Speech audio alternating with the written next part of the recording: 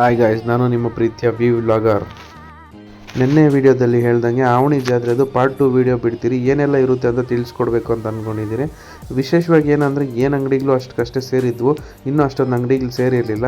ಇಲ್ಲಿದ್ದಾರಲ್ಲ ಇವರೇ ನಮ್ಮ ವ್ಯೂವರ್ಸ್ ಅಂತೆ. ಬರೋಷ್ಟರೊಳಗೆ ಇವ್ರು ಪಂದಿಮಟ ಅಂತ ತಿನ್ನಲ್ದ ಪಂದಿತ ಸಮಾನವನ್ನು ಡೈಲಾಗ್ ಅಂತ ಹೇಳಿದ್ರು.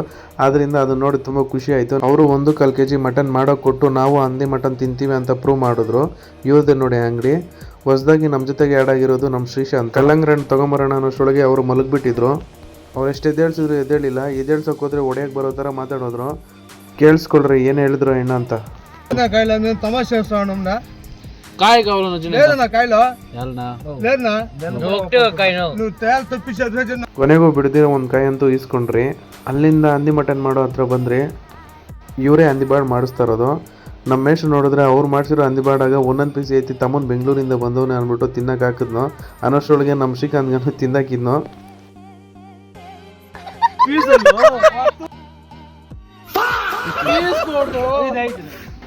ಕೊನೆಗೂ ಪೀಸ್ ಸಿಕ್ಕಿಲ್ಲ ಅಂದ್ಬಿಟ್ಟು ಪ್ಲೇಟ್ಗೆ ಹಾಕೊಂಡು ತಿನ್ನಕ್ಕೆ ಅವ್ರು ಯಾರೋ 1-1 kg ಮಟನ್ ಮಾಡಿಸ್ತಾ ಇದ್ರೆ. ಇವರಂತೂ ತಿಂದಿದ್ದಂತೂ ತಿಂದಿದ್ದೆ.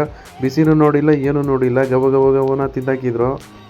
ಅವರಂತೂ ಎಷ್ಟು ಬೈಕೊಂಡ್ರು ಏನೋ. ಹೋಗಿ ಇವ್ರನ್ನ ಮಾತಾಡ್ಸಿದ್ನಲ್ಲ ಇವತ್ತು ಅಂತ. ಅವ್ರು ಯಾರಪ್ಪ ಅಂದರೆ ನೋಡಿಸ್ತೀನಿ ನೋಡ್ರಿ. ತಿರ್ಗಾ ರೌಂಡ್ 3 ಸಾಲಿಲ್ಲ ಅಂದ್ಬಿಟ್ಟು ತಿರ್ಗಾ ಎತ್ಕೊಂಡು ತಿಂದರು. ಕೊನೆಗೂ ಖಾಲಿ.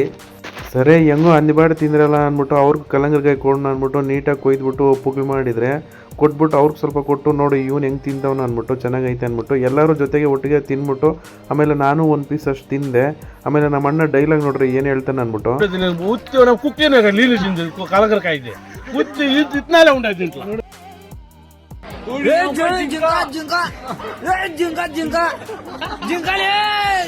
ಪಾರ್ಟ್ 3 ಆದಷ್ಟು ಬೇಗನೆ ಅಪ್ಡೇಟ್ ಮಾಡ್ತೀರಿ. ಯಾರಾದರೂ ಹೊಸಬರು ನೋಡ್ತಾ ಇದ್ರೆ ಫಾಲೋ ಮಾಡ್ಕೊಳ್ಳಿ. ಬಾಯ್.